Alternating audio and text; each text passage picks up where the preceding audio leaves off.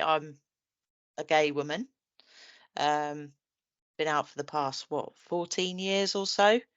Um, I've not had it really hard in comparison to other people.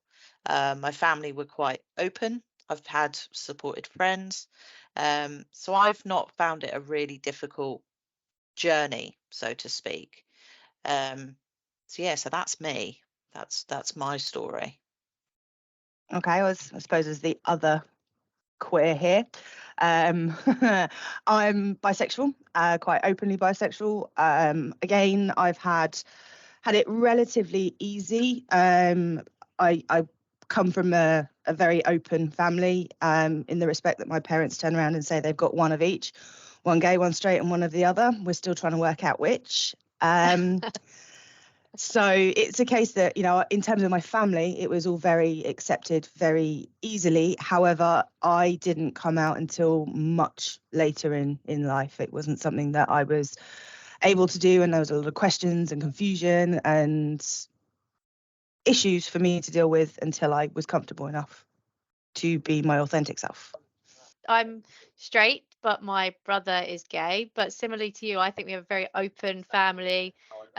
We thought he was gay from a very young age, but he didn't come out to us until a lot later in life. And now he is so happy. He's engaged to his partner, moved out to Australia to be with him. So it's a very lovely story. But again, I think he personally had a journey to figure that out himself. So mine is different, being that we're a very Nigerian family. So my sister is gay, and she came out to me first. Well, I asked her because I worked in fashion, and I could see the patterns with her. So I just blatantly asked her, and then she was like, "Yes." So we're so lazy. I was in my room and she was in her room. We're texting each other, and I stopped texting, got off the phone, walked around to her room, and went and said, "What?" And she goes, "Yeah." I'm like, "Cool," and then walked away. And then she was like, "Don't you want to know more?" I was like, "That's it."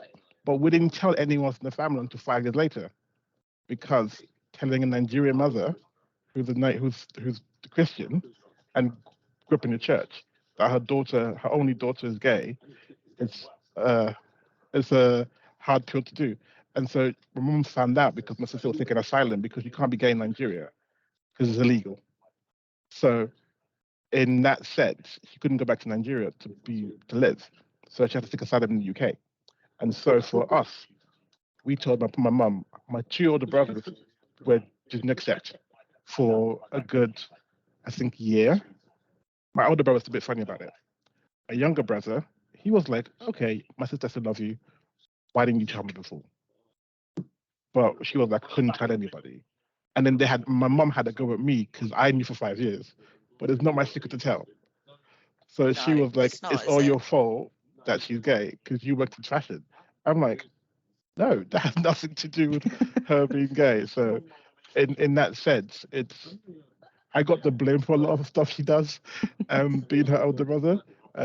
So it's in a way, for her, it's easy for her to tell me stuff because I'm in that world. I was in that world a lot, working in fashion. Everyone thought I was gay because I was stylist, and for a straight stylist, I was the anomaly, which is quite weird. I was a straight stylist styling women, and I was the anomaly with all the gay guys. So they all thought I was the one that was gay, and I was like, no, my sister is. And so it's a bit of a weird scenario there. But in the African community, you can't be gay in Nigeria because it's totally against the law. And we went back to Nigeria recently, and it was a bit of a weird one where she couldn't say to my uncles that she was, and so all my uncles asking them when she's going to get married to a guy, and it's a bit awkward because you can't say to my uncles, "I'm gay," because again, it's something that's frowned upon. It's a shame, isn't it? Because I know Laura's currently on tour, and one of the girls that she works with is Nigerian. And obviously, Laura being gay, it was a bit of a conversation between them because she was like, "How are you with the fact that I'm gay?" And Samuel was like, "I'm absolutely fine with it." She's like, I didn't believe in the way that people were treated back in Nigeria, my hometown." And I was only talking to Law the other day. She said that Samuel's mum, who was obviously born in Nigeria, lived there the majority of her life, and now come over to the UK, she can openly say, I never agreed with it, even when I lived there. She was like, it's wrong. Let people be who they want to be. So it's would you think that if your sister did come out to your uncles, would you think they might be accepting, or do you think it's a definite hard no? My uncles in America, maybe. My uncles in Nigeria, who one's a pastor, one's a chief, and the other one's cool. Bit of a different hard thing to do. And just Yeah, because of the culture and how it is and how you are, they'll accept her to a certain degree, but then they'll be poking things. And it'll be a very awkward conversation. Even my brother, who's not getting, he gets the conversation of when you get married, all the stuff. That's an awkward conversation to have in that sense. Like, why aren't you yeah, married yet? And so hers like, why are you sure you're gay? Are you just into all of that kind of stuff? Like when she moved in with a partner one time, she couldn't tell my older brother still, and he's here.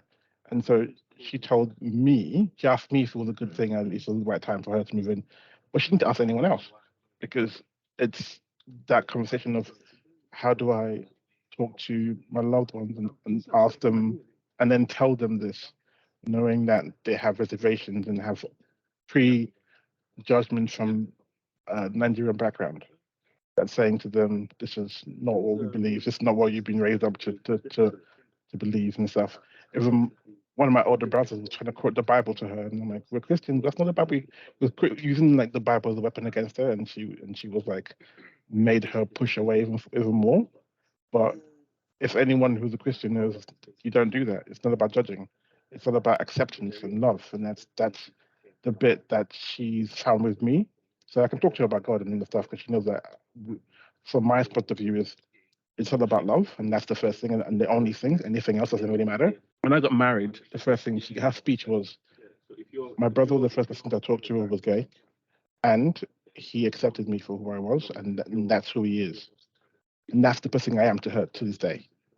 Accept us for who you are. And my wedding was a mixture of straight and gay people. I felt bad for my uncle who was a Christian because he was in for a shock. Like we were in a church. Half my friends are from the LGBTQ community. My sister is, and she was my best man. And then and I didn't have like a best man in traditional. I had my sister and my older best friend, and so I had my groomsmen were two girls and a guy and two guys, which is not what you normally That's do. lovely. And that's my world. So it's different, but it's acceptance, and that's how I see it. And so being from a Nigerian background is a bit hard sometimes. It's lovely that you've got that your sister has got that 100% support from you as her older brother, and yeah, I think that's lovely. So I'm straight myself, but I've got a lot of friends, family members in the community. So I obviously, consider myself an ally for sure. If that's the word that we like, I don't know. But yeah, that's kind of how I would consider myself. And I think in my previous life before I was in recruitment marketing, obviously I was an NHS midwife, so and working in Brighton as well. It was amazing to see all the different definitions of family walking through the door, and gay couples, whether male or female, transgender people having babies, all of that. So I'm very used to all of the different ways all of the different ways that family looks like, and being able to meet the needs of everybody during that time is so important, because just because you're not in a male-female relationship having a baby, it does not mean that you do not have the right to the right care during that time and the right support as a family. In my previous trusts in other areas, a lot of the staff weren't really as open, but you'd be surprised. Whereas when you come down to Brighton, it's a totally different kettle of fish. And it's so lovely because it's just, all everybody, all walks of life you know, whatever orientation, whatever, just being treated in the way they should be treated, and having, you know, having the right to make a family in whichever way is right for them, and being supported in that was something I just really enjoyed it. I really loved it. It was amazing. That's really nice. Like, but it's a shame that obviously Brighton being the LGBT like hub of Mecca. the UK, you would think Yeah. that it would be, you know, you it's accepted. You Yeah. just expect that. But it's a shame that Yeah. in other trusts that it wasn't quite as not Yeah. accepted, but a little bit like, There was just a couple of times, like, I mean, overall, very accepting. And, you know, I think like 99% of the midwives I've worked with in the past, over the sort of like nearly a decade that I was in the NHS, are exactly the same as me. But there would just be the odd comment, not normally actually about, I just remember we had a transgender man coming to have a baby, and, you know, on the list of sort of, and very sensibly, they made a list to say, you know, these are the this is the language that I'd like you to use, etc., etc., which to me was like, absolutely, there's no problem calling it chest feeding instead of breastfeeding. Like, what's the issue there? What's the issue? But there were just a couple of comments about it, and I just thought, just be supportive. But Do actually, you, Brighton is, oh no, carry on. oh no, I was going to say, do you think that's through lack of education or 100%. lack of exposure? Yeah, and I think it was more because I think the one comment on there that said, you know, do not worry if you make a mistake, just say, you know, sorry, and move on. And a lot of people were like, oh, why should I apologize? And I was like, well, because we're caregivers, we've been told how to care, and if we make a mistake, they're not saying they're going to be angry at you. They're just saying, we'll just move on from it. Don't worry. Like, you know, people make mistakes all the time. You just say, oh, sorry, I used the wrong pronoun, I used the wrong language. But the more you make yourself aware of it, the easier it is for you to carry on and get used to it and start to ingrain that language, because not everybody wants to be referred to as she or he. And it might feel a little bit alien because we've grown up in a society where everything is so either masculine or feminine. You're either a man or you're a lady, and that's that. So using they to refer to a single person and feel quite unnatural if you've not grown up with that language. But the more you use it, and the more you actually pull yourself up on it when you don't use it, the more it's just going to start to become normality and just and normal. And it's not hard. I just don't think it's hard. I really don't, to refer to somebody how they want to be referred to, It's and like to make calling them someone feel their wrong comfortable. name. Yeah, it's like saying, Yeah, it's like literally just calling someone by the wrong name repeatedly after they've asked you yeah, to call yeah, them the right name. exactly. Yeah, I don't understand why it's so difficult for people to understand or to get their head around it. I was really surprised because when Brighton were the first trust, I'm not sure, because I'm not in that world anymore. I'm not sure if any of the other trusts in the country have released any guidelines, but they released guidelines, and these are guidelines. They're not sort of, guidelines are to guide you, not to be like, you absolutely have to do this. But they released the first set of guidelines on how to care for transgender people during labour and birth, which is needed. It's very much needed in this country. It's a reality. And it wasn't taking away anything from people who identify as women and who are having a very female process with it, and they want to celebrate that. It was taking nothing away from that. It was just, if somebody wants you to care for them in this way, and if somebody wants you to use this language, this is what we need to be doing. I remember it was on Good Morning Britain. Piers Morgan absolutely ripped into us, and he hadn't read the guideline. He had not read the guideline. He was literally lying on national television about, like, picking bits out of context. We were getting hate phone calls. We were having people, and like, bearing in mind, like, at this time, like, I'm trying to run a really busy postnatal ward, and we're getting phone calls about just hateful things, because we'd released this guideline. And it was so heartbreaking, because I was like, it's just the misinformation that's out there, and all of these people that just only want to accept this and not other.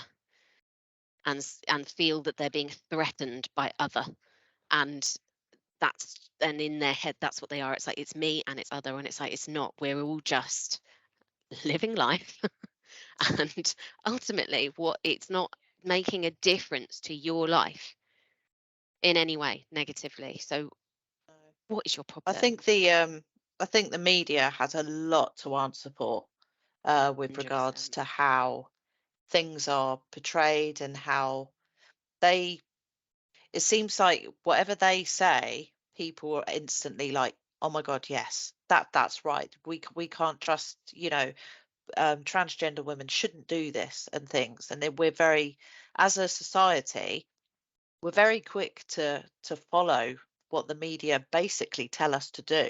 And I think they do have a lot to answer for, especially with recent events and recent things that have been in the news, especially over across the water in America.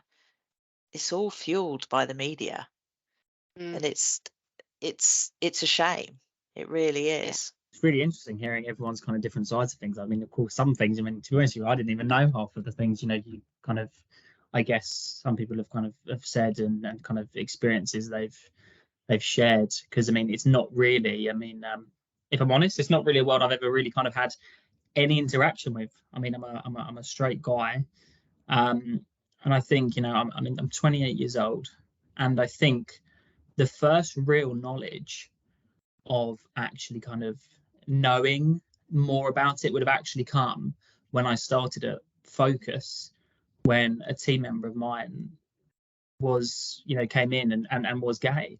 I mean, that really is kind of the first, I guess, kind of, I mean, of course, of course, my whole life I've obviously understood and known it and kind of, and seen it. But I mean, I've never really had the perspective of anyone until about 2 years ago and understood it.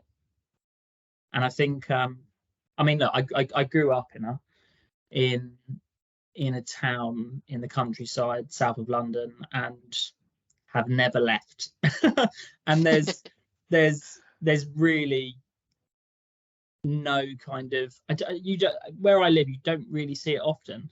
I think there's one example I can think of where I live where it's obvious, and it's a guy that's in town and he says hello every morning when I walk past, and I'm walking my son to school and he says hello every morning, and I think he's the hairdresser in town or something like that. But I mean, it's really the only example I'd seen kind of throughout growing up. And again, like, of course, I don't, you don't have the opportunity to speak to these people on a regular basis where I was from, but I think, yes, I mean, with someone coming into our team, it's actually really interesting, because I mean, again, it's nothing, I've got no clue at all. People tell me things and I think, really, wow, like would have never known. I think one of the things that stood out to me actually was something that Rachel said, is that with any of these things, the fact that it's not accepted in today's world, when realistically what it really comes down to is that this has no effect on anyone at all. Why would I don't understand why anyone would have any problem with anything when it doesn't really have any effect on you. If you've got, I mean, I guess the first thing that kind of comes to my mind is that how much time do you have on your hands that you have to be worried about what someone else is doing? And that kind of goes for so many things. It's just like, why, surely you've got bigger problems in your own life than worrying about what someone else is doing. It seems mad to me. And again, I've not had any exposure to any of this kind of thing before.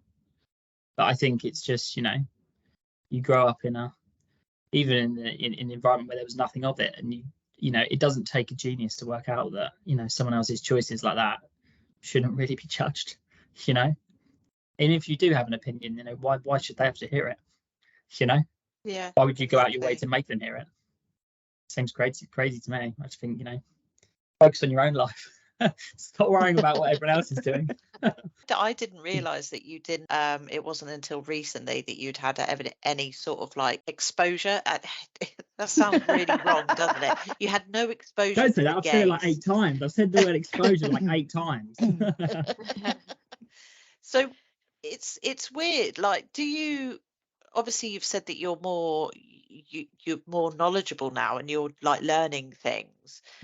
So it'll be interesting to hear, like, what do you, as a straight male, what do you think Pride is for?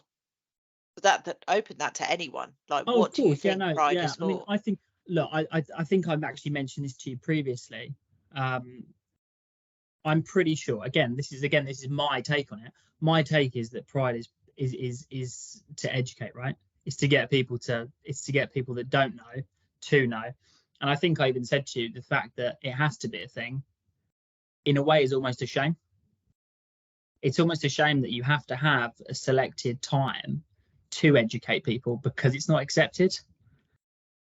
It seems like an event that's being, it's a little bit of a, don't throw stones at this sign kind of thing. Do you know what I mean? It's not, it's created to educate when really it shouldn't have to be like that. No, I get it. This was a topic that I wanted to kind of open up a bit more, thanks to something Tega said. But it was, I live in Brighton. I've grown up in Brighton. I've been here my entire life, and I still get hate.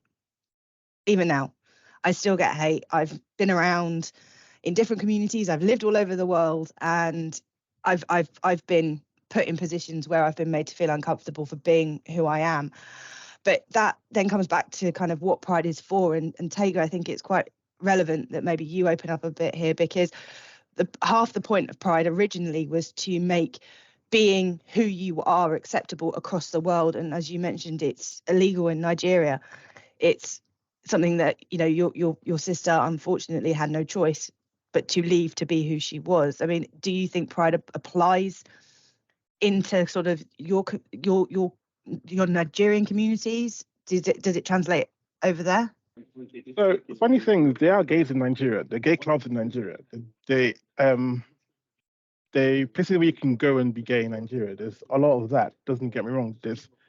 It's there, but the mindset is still wrong, and they don't openly say it. But if I go to Nigeria, my sister right now, we'll probably go to a gay club and have fun. We can't find one in certain areas, but in certain cities, only certain cities have those. Like the capital city is predominantly a Muslim city, and you can't do anything like that in there. So it's a bit of a weird flex. Like I've done Pride shoots as a stylist. One of the first Pride shoots I did with my sister. We did a shoot together for a Pride float, put people in drag. The first time I put my sister in makeup, so she doesn't really wear makeup. But so I've done shoots for Pride, and I know what's about organized Pride events. In Nigeria, you couldn't do that. The police will shoot you. That's the reality of it. It's not as liberal here. Funny because it's there. You can't openly say it's there, but you can still live your life. But you can't openly say it. You can't be you to the extent you want to be you. You can't go around the street and hold your partner's hand because someone will throw stones at you or something will happen. But in your own house, you can live with your housemate as or your flatmate, but really is your partner. So it's a tough situation. Because they don't want to change the law because it's down to tradition, and they don't like to change tradition because tradition is tradition. I get told all my life, so which is stupid, but yeah, it's a whole other mess in our country, and most I don't use most developing countries have the issue of they so stuck with tradition that they can't accept anything else. So there's a lot of men have partners in our community, which is really weird. But if a lady has a partner, that is wrong. I know. I love the older. That's opening up another can of worms. Yeah, I love the older chiefs have wives and they have partners outside of the things who's a guy. but the ladies can't do it because it's frowned upon. But the men secretly have it, and everyone knows. But if a lady tried to do that, then it's going against the way things are. Yeah, So it's polar opposite of the UK version. It was the other way around. Women were accepted, men weren't. yeah. So they're not accepted, but they're not openly accepted. So a lot of the chiefs and a lot of the politicians and a lot of the bigwigs and whatnot all have, like, gentlemen clubs they go to where they have, a toy boy or so, secretly. It's secret but not secret because people know it happens. It happens in the UK as well, by the way, with the politicians, and there's places for it. My friends have been, and I know this. I've never been, but I know people who have and seen it done, and same in Nigeria as well. But if a lady did it, no. So again, it's not just even the equality of you can be gay; it's equality of women as well. It's another totally different thing. It's all ingrained in the mindset. Do you guys think that there's like enough that's being done to sort of educate straight people on pride? Because I mean, from the even as a gay person, I can look at pride and you instantly just think it's glitter, it's loads of people going out having fun, blah blah blah blah blah.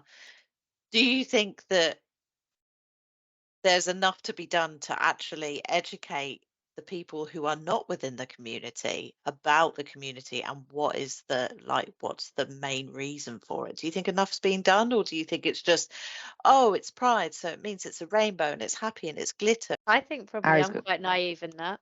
Yeah. So I probably think it is very much a celebration and a time to, as my was thinking was, it's a time to really enjoy your sexuality and to share it with other people that are feeling the same, or your friends or anyone, rather than it being an education piece, which it obviously is. I very much thought it was more about the enjoyment of that and just being able to really celebrate it. But that's a very naive point of view of mine, I think. I think, when you say about educating and kind of, and how it's my view on it is that, do you know what, sad as it is, I think it won't. There's nothing you can do. There's not ever going to be enough that can be done to educate people that don't have the mindset. But what you'll probably find is that over time it'll evolve out.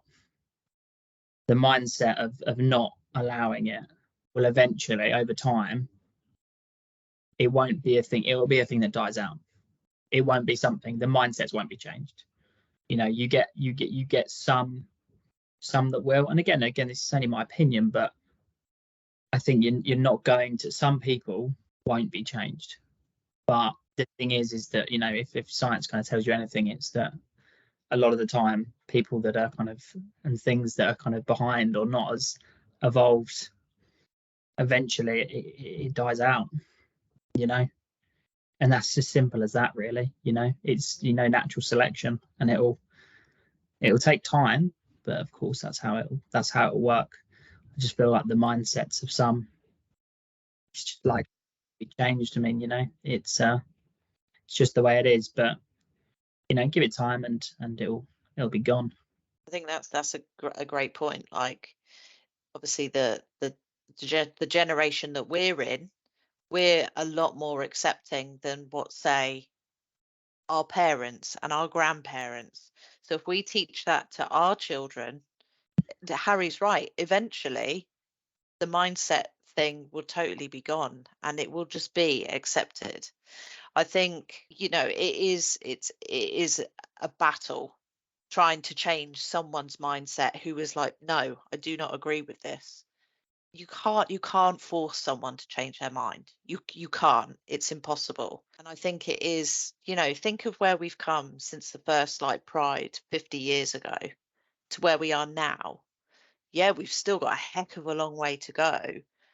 But, in this country, back in the when was it, 72, the first Pride, which Yeah. was in America, back when, you know, it was really frowned upon to be gay or transgender, or, you know, you just would not speak about it, to now when we can be more open about who we are. A lot has changed, but there is still a long way to go. And I do think it's a generational thing, and it is a learning thing from your parents, and your kids will learn from you. And yeah, I think that there are a lot of people, and yet normally from generations who haven't grown up more open-minded, that still don't really understand the need for Pride and having a Pride month and having Pride celebrations, because, you know, I hear it all the time, like, well, you know, why don't they want to be equal, you know, the big they want to be treated equally, why do they get a special month? Where's straight Pride month? And you have to explain to them, like, every month is straight Pride month, that's the point. Like, and yes, you want equality, but you don't achieve equality by treating everybody the same. That's not, because you need to look at equity. And unfortunately, the systems that we live under and the unconscious bias that people have mean that the odds are stacked against the community. And that goes the same for whether it's, you know, gender, sexual orientation, race, religion, all of that exists. So what you do have to do is you do have to create extra awareness, and you do have to, you know, come up with different policies and different support systems that somebody who is white and straight and is, you know, identify is binary, you know, that they don't need, because that's already in place. But people don't seem to understand that. And yes, there should be a time where we don't need a Pride month, because every month is Pride month, like every month is straight Pride month. But we're not there yet, and that's why you have to have Pride Month and Black History Month, and, you know, all of those sort of things to build awareness and to try and get people just to understand that we need to push to be able to get the equality, because otherwise we will never get there, because the systems won't change, the bias will continue, and then that's that. We just go on a never-ending cycle. I also think that, you know, the need for Pride Month isn't just about education, it's about exposure.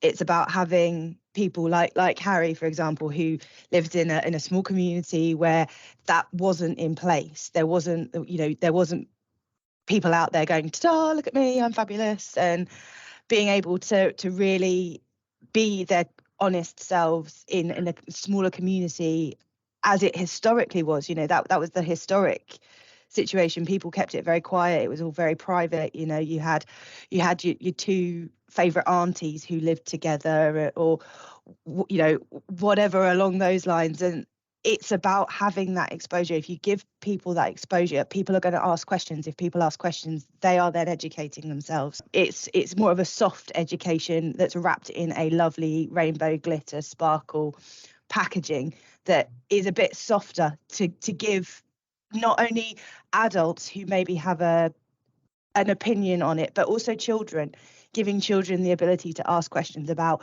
if it's okay to love women. Is it okay for a man to love a man? Is it okay for a man to become a woman? Is it okay for a woman to become a man? Why does that lady have a beard? You know, all of those questions that in a traditional situation and a traditional setup, those questions would be hushed. It would be a sort of a taboo. You don't ask that question. You don't answer that question openly because of fear of embarrassment, I think is the big thing. I don't think it's that there's not an answer. I think it's a case of we're all very politically correct and we're scared of embarrassing somebody else by answering a question, whereas, and that applies not only to the LGBTQ plus community, but every community, the disabled community, that, you know, all the different religions. If you don't ask questions, you don't get answers and you remain ignorant. So I do think that that's part of what makes Pride so effectual, moving forward, and why it needs to be a bit more out there and giving the people the ability to answer questions. You know, I can sit here and tell you about my niece who and my other two nieces who have always been exposed to my choices from when they were tiny, and it took my niece a little while because at school boys marry girls, girls marry boys, and it confused her, you know. But my auntie Aggie's married to a woman, you know, and she would ask me questions and I'd answer the questions, and it took her a little while, but she's got it now. But it's exposure and education. I think that's the key message here. A lot of people are scared to offend someone, whereas kids, they don't have a filter. If they don't understand something, they're ask. So maybe us as adults, we could actually learn something from kids, and just don't be afraid to ask. And if someone asks you a question and you don't feel comfortable telling them the answer, just say, look, I'm really sorry, I don't feel comfortable answering that. But don't be afraid to ask. Like, if any of you want to ask me a question about, you know, my experiences, I'll be happy to talk. And if there's something that I don't particularly want to talk about, I'll tell you. And it's like, okay, I don't feel comfortable saying this, but I can tell you X, Y, Z, blah, blah, blah. Megan, I'd be very interested to get your opinion on this. So what do you think that companies can do to make a difference within, you know, making getting this conversation flowing and actually putting themselves out there as an ally towards the LGBTQ plus community? Do you think just changing the logo to a rainbow is enough, or what do you, especially you as a marketing guru, what do you think that companies could do? Well, I think it is, again, so I want to say education piece, but I mean, I was in a position the other day where I was with a woman and met her for the first time. She was in her early 20s, and we were just chatting, and she turned around and was like, "I'll be my girlfriend." And my immediate reaction was a shock, like, "Oh, okay." And I tried to not make it seem like it was a shock, but it was like, oh, I had to step back, and it wasn't a negative feeling for me. I just wasn't expecting it. And I'm thinking, in an organization, this could happen all the time. And then do you immediately form a negative reaction because you felt a bit out of your comfort zone, maybe? And that is, I think, an organization thing could be in that situation, to help educate and to make it a norm that you talk about your relationships if you want to, or who your partners are, and that it's not a taboo subject to talk about it. So I think, just like we do with gender diversity and different unconscious biases, there is making sure that that conversation is being had from the get-go within your organization. And I think helping people talk about it and feeling like it's a normal conversation is the first step to having any sort of change within your own business.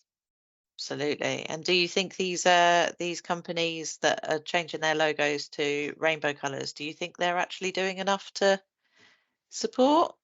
Well, I probably not. No, I mean, there was conversations, like, I think we probably had that same conversation. Should we change it? And then we're like, are we changing it just for the sake of changing it? But we want to show that we're allies, so we do want to show we're doing it. But then, are we just trying to jump on a bandwagon? How is that going to be perceived? I think you've got to stop worrying about how others perceive you. And if you feel like you want to show that you're an ally by changing your logo, then absolutely go ahead and do it. But there has to be something that you're doing to support that within it. So change your logo, but then make sure you're communicating why you've changed your logo to your company. Say, this is what we've done it. This is why we're supporting our group, whether you've shown that you're part of the LGBTQ plus community or not. So giving people that, again, exposure, and so they can buy into why you're doing it and get that engagement. I must admit, I guess the Focus Cloud group are actually in quite a good stance, because 12 months of the year, it's a rainbow. Yeah. All those That's colours. lovely. Yeah, and follow up to like what Megan said about making sure that your companies is talking about it and has something platform. My old company I came from, our people and HR person, he was championing what was called Kaleidoscope, where we talked, it was like a group that talked about everything from religion, had a group about religion, had a group about sexuality, had a group about race, had a group about disability and all the stuff, but made sure the people in the group were not just the people from like Muslims and Christians. No, it was people who didn't know anything about it were also the ones leading the group because they could learn because they didn't know anything about it. Same thing with sexuality group.